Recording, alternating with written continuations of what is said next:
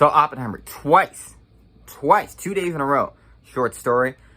Brother got me my ticket. We were going to go see it at 9 o'clock. Asked this girl at my job to come see it with me. She said, all right. He sent me a text saying rescheduled it for 7. She sent me a message saying, got my ticket. And I was like, damn it. So I had to go get a ticket to go see it with her. And then I had to go see it the next day because he had another ticket he already bought for me. So I saw 6 hours of this movie. My God. It was actually better the second time, though. First time, though, I didn't like it as much.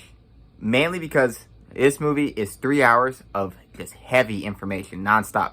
Like, my brain was overloading. I felt like I needed more RAM, more memory into my brain. Like, when I left the theater from 9 to 12 o'clock at night, I was sleeping. I walked out. I'm like, I had to delete my childhood to fit space for this movie. I couldn't remember anything else. So that goes into pros and cons. So cons, very few cons, a lot of pros.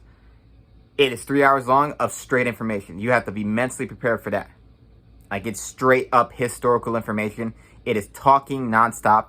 It is conversations, and you got to learn a lot. You got to memorize a lot of things because the way it's intercut, it's the future of Oppenheimer's life, the film present, and his past.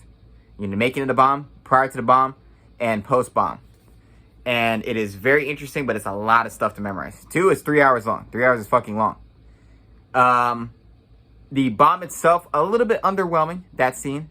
It was cool. The setup was cool. Just the explosion itself was kind of underwhelming because obviously Nolan wanted to do everything practical, so he didn't really have a mushroom cloud-looking bomb. But yeah, after that, the pros, acting out of this world. So Cillian Murphy kills it. Robert Downey Jr., surprisingly in it a lot, absolutely murders it. Matt Damon is great. Love the performances. Emily Blunt's good. Florence Pugh, which is the funniest name in the world, pretty good and naked. Cinematography is phenomenal, scored by Ludwig Göransson. Fantastic score. Very epic score.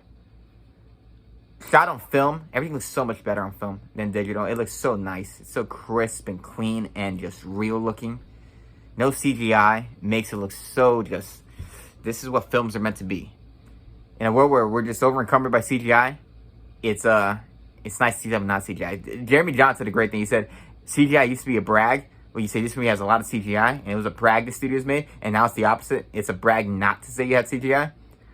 But epic movie, great writing, phenomenal acting, very interesting, just a fascinating experience, and Nolan knows how to end the film. The last just sentence is said are very impactful, and it's my favorite part of the movie, just the last sentence said.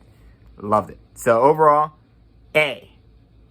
Watched it twice, 6 hours of Oppenheimer. I'll see it again in 10 years. But you have to know what you're getting yourself into because you're getting into 3 hours of dialogue. Very interesting dialogue, but it's 3 hours of dialogue.